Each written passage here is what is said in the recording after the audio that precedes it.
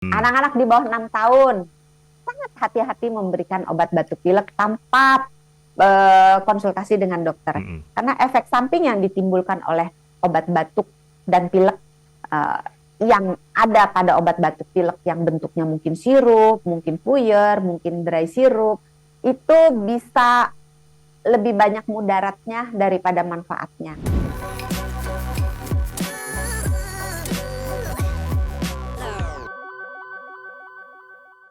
Kalau konsumsi obat bebas seperti apa, Dok? Konsumsi obat bebas untuk anak-anak apa dewasa? Satu-satu biar lengkap. Dewasa dulu Kalau deh. anak-anak. Iya, anak-anak dulu. Anak-anak ya. Anak-anak di bawah 6 tahun sangat hati-hati memberikan obat batuk pilek tanpa konsultasi dengan dokter. Karena efek samping yang ditimbulkan oleh obat batuk dan pilek yang ada pada obat batuk pilek yang bentuknya mungkin sirup, mungkin puyer, mungkin dry sirup, itu bisa lebih banyak mudaratnya daripada manfaatnya.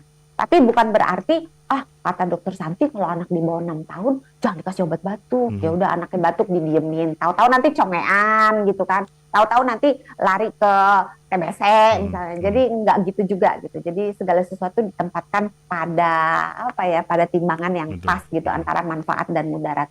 Jadi kalau terus untuk yang bentuk sirup ini kan masih heboh ya. Etilen glikol, dietilen glikol gitu. Jadi tidak semua obat yang bentuknya sirup, baik yang saset maupun yang ada di dalam botol, itu sampai saat ini ya dinyatakan aman oleh BPOM.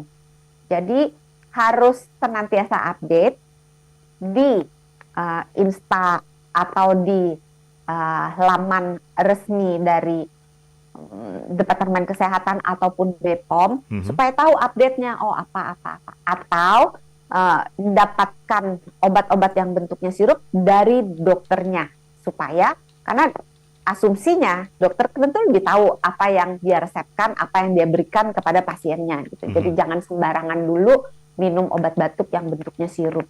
Terus timbul lagi, Dok, kalau bentuknya puyer, anak saya rewel banget. Betul. Ya kan? Apalagi anak kecil gitu. Dikasih puyer, udah apalagi kalau puyernya pahit gitu, yang manis saja mereka udah takut, apalagi yang pahit. Sebenarnya ada triknya loh. Tapi nanti apa sekarang nih? Nanti aja. Sekarang ya? Oh iya sekarang. 1 menit aja. 1 menit tapi. 1 menit. Jadi ada 2 trik. Trik yang pertama dulu, trik yang kedua bersambung. Trik yang pertama itu adalah kita menggunakan es batu. Jadi anak diminta untuk menjulurkan lidah, lelet gitu kan. Terus di lidahnya itu diletakkan sebongkah es batu dalam waktu beberapa saat sampai lidahnya itu udah cukup beku dalam tanda kutip dingin gitu ya.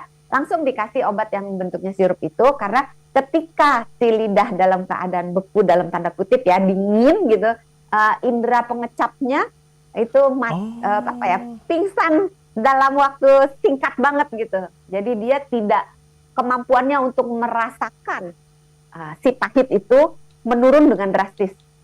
Jadi tempel es batu di lidahnya, tunggu beberapa saat, kalau udah dingin langsung kasih sirupnya. Langsung kasih puyernya itu. Biasanya manjur.